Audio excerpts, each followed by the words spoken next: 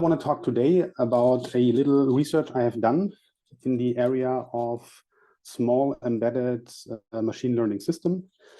The title of my paper is Why TinyML, exploring the reasons why TinyML is used for real-world problems. Just a few words about myself. I'm Marco Wagner. I recently became a professor at Heilbronn University for AI and technical systems. So I'm really looking deeply into the embedded systems and what AI can do in those areas. Before that, I have been in the automotive industry. I have been there for about 10 years and have been worked in different positions in research development, but also in product management recently. My research focus right now is I'm really looking into the sustainable AI domain, in the embedded AI domain, and try to bring those two worlds together. Okay, so what I want to talk about today is, so I first want to start with a little introduction to give you a bit more of an insight what TinyML is, what I do think are the most important elements to talk about in this area.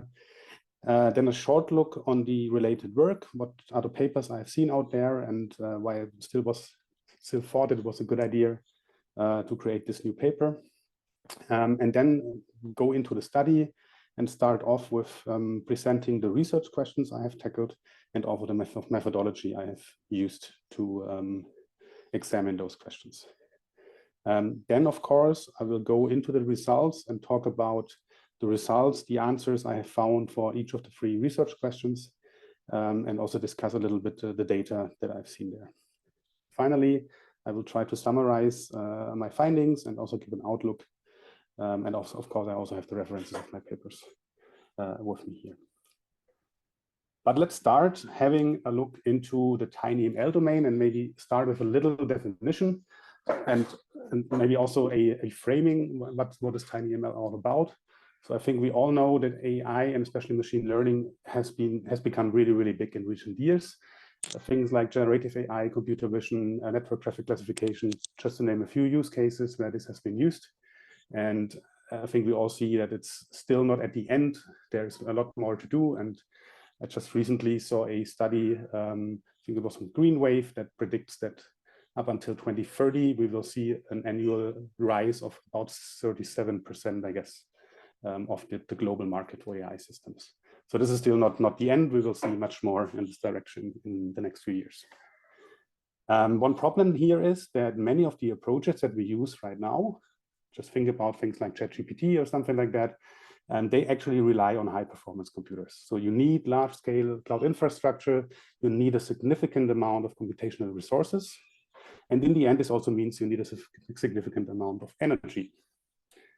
To tackle this and to go a bit into a other direction, TinyML has arisen in recent years, being on the one hand side a movement and also an organization, institution, bringing together companies, but also researchers and ideas, of course, but also being a broader trend within research. TinyML really focuses on developing small applications using machine learning. So really applications that you can run in the end in small embedded devices, maybe smartphones, maybe even smaller ones, and aiming for different goals. And we're going to talk about many of those goals in the next few slides. But just to name them, there are goals like research usage, so really be more efficient in that one, but also increase the real-time capabilities, so make your model run faster, that your model may be finished with its work in a shorter time frame, so you can leverage your processor a bit more for other things, for example. Cost effectiveness. So it's also about, of course, once you look into the industry, you don't want to create big models that in the end need big processors, big memory, that in the end will make your device that you want to sell a lot more expensive for you to produce. Another important thing is security. All of the stuff that you have on local devices that you carry with you, not on the cloud, may be a bit more secure, since your data may not be accessible for everybody there. One point, which it will turn out in the next few slides as well, is named a lot if you talk to people in this domain, in this area of research, which is sustainability, but we will see that maybe it's not as big as everyone is talking about right now. And finally, if you have smaller models and you can run them on smaller hardware, you normally also look on things like reduced energy consumption. So this is kind of like the research direction that TinyML is focusing on. So now we have talked a bit already about the benefits that TinyML is promising.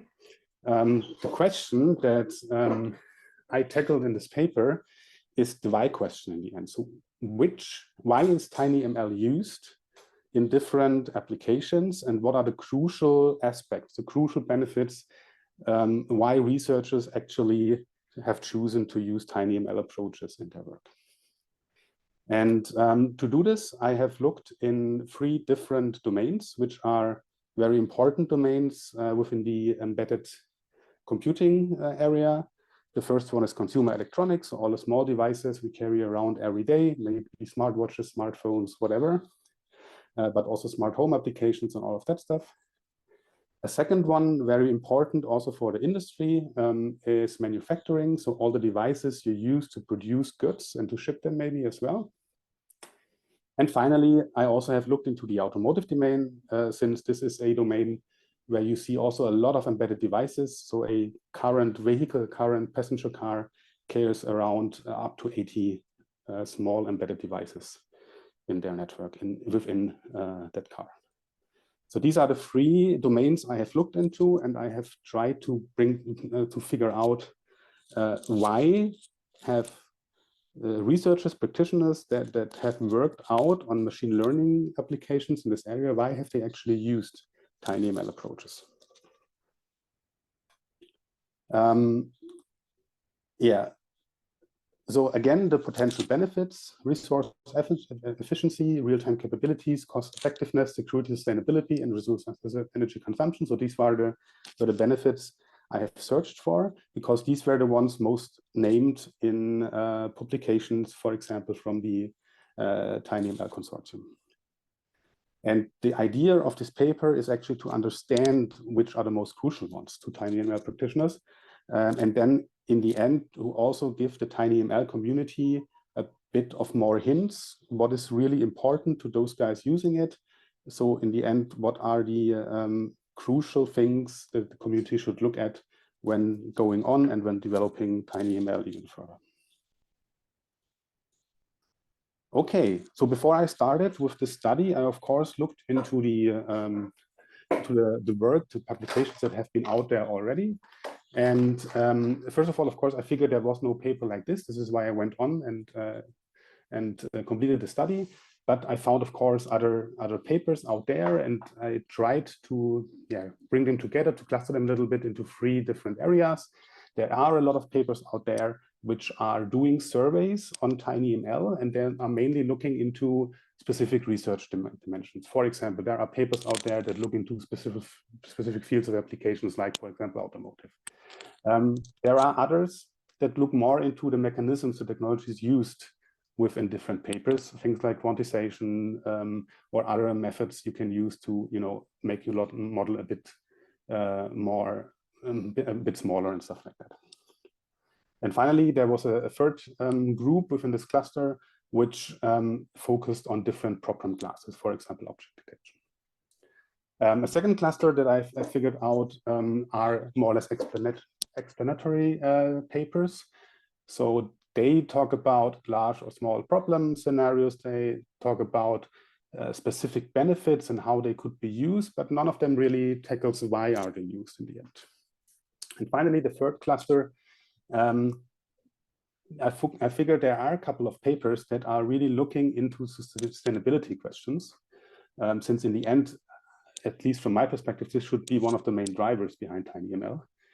And there are papers that look into carbon dioxide footprints in learning and inference, but also environmental benefits and discuss them. Or they also looked into specific use cases, like, for example, use TinyML, build small devices that help to create a more sustainable food supply chains, for example.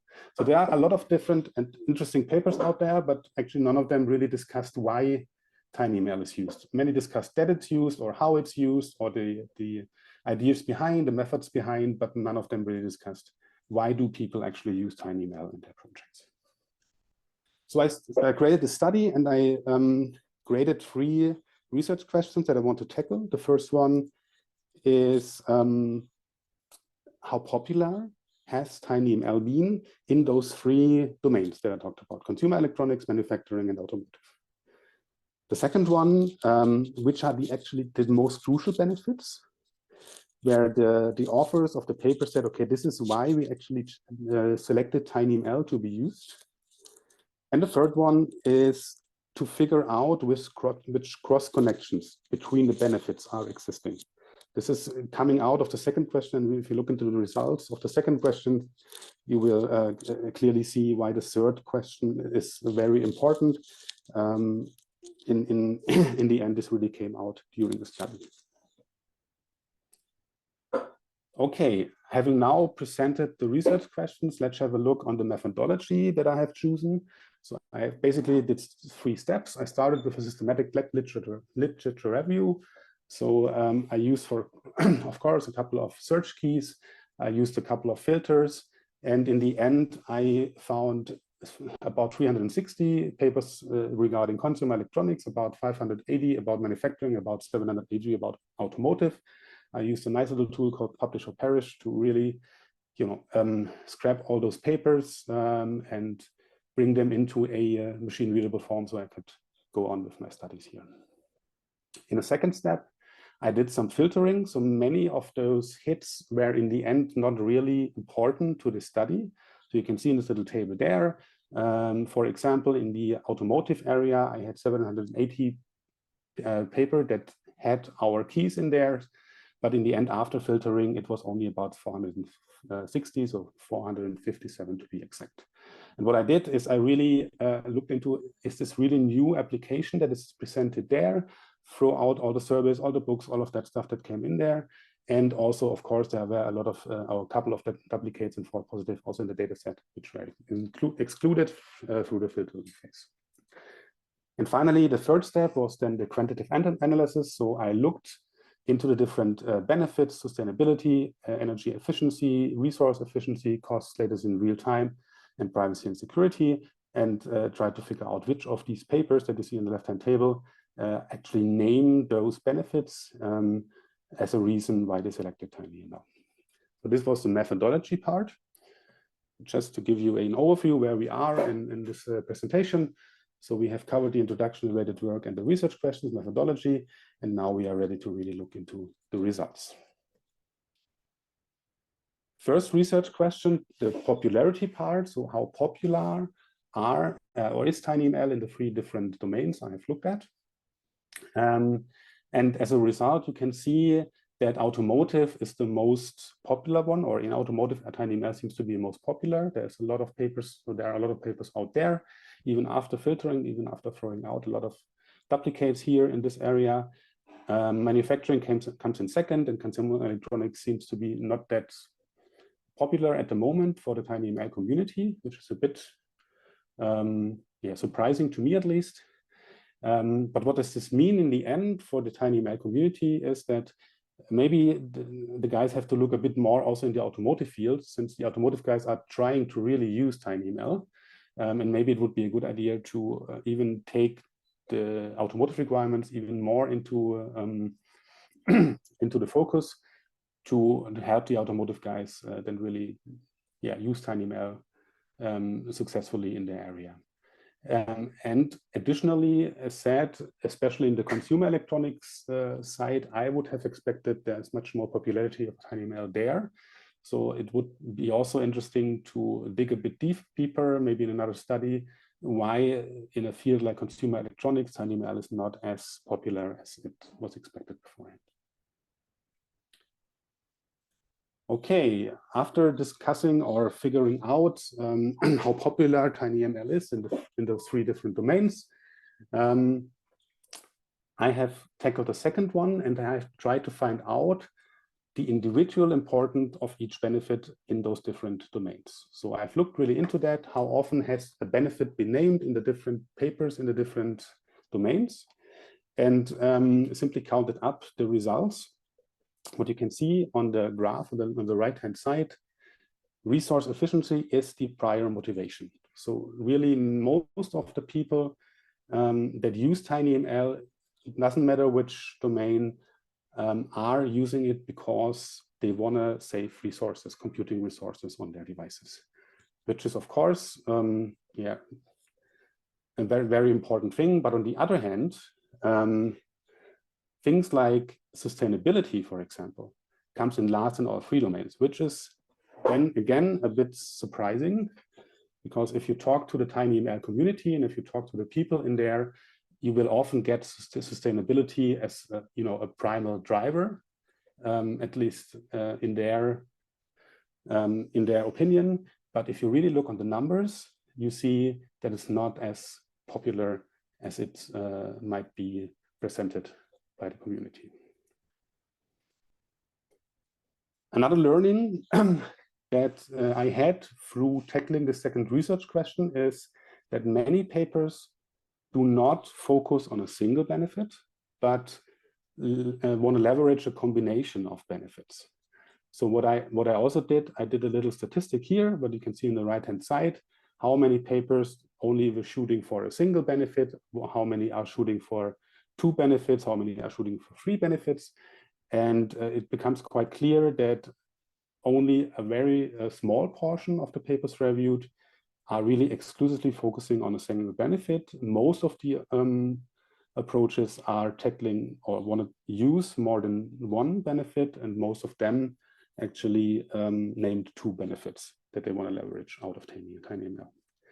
So this, in the end, means that it's not enough to only look at the singular popularity of the benefits, but we also need to look a bit more on the combinations of benefits, and these combinations need to be evaluated as well. And this directly leads us to the third research question, where I have really looked into the combination. So on the right-hand side, you see the list, starting from the combination sustainability and energy efficiency, going down to the combination latency real-time and privacy security.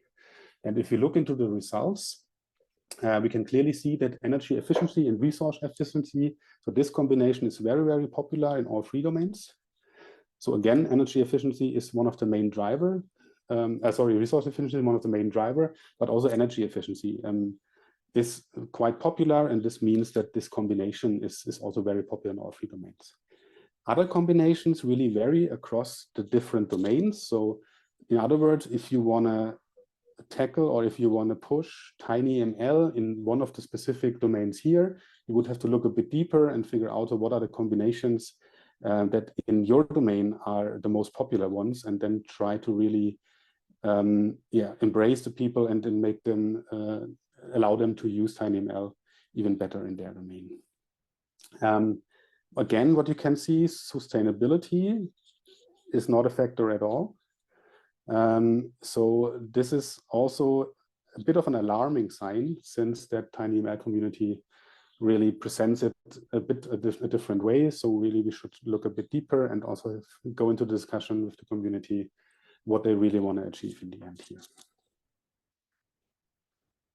Okay, I already go over to my summary and to my outlook. So the study I just presented investigates the motivations behind using TinyML.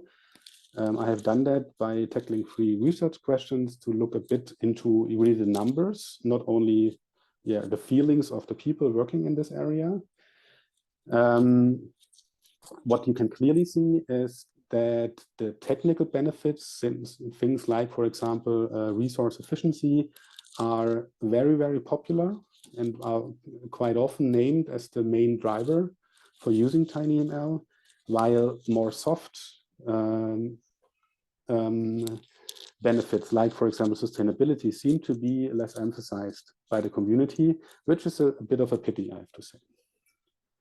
What we also figured out here is that most people that use TinyML do not really target on a single benefit, but seek to combine multiple benefits. Things like, for example, the combination of energy efficiency and resource efficiency. So this is really another finding out of the study, that really people do not see only a single benefit and focus on that one if they use TinyML, but see a number, no, in most cases the number is 2, that they want to combine out of that usage. So if the TinyML community really wants to push a bit more, of course, they should focus more on those technical benefits and even help people to achieve better results in those KPIs. Things like developing algorithms, smaller footprints, faster execution times, and all of that stuff. But there's also a big potential, I would say, in the sustainability area. And if the TinyML community really wants to be part of the green AI movement, then this is also something that they should focus on a bit more. Future research could really look, as said before, in the different domains, but also could look into other application domains. I picked, I guess, the most prominent ones in the embedded world right now, and did my study on that one. But of course, you could also extend it to other applications like aviation or other things where embedded systems, small embedded devices play a major role. I also only looked on papers that have been published since 2022. So what we could also do in the next step is look a bit more into historical data and maybe find long-lasting trends in that area. But for this study, I really focused on really reaching papers. Okay, that's all from my side. Here are my references, which you can also find out the paper. And at this point, I want to say thank you. And do you have any questions?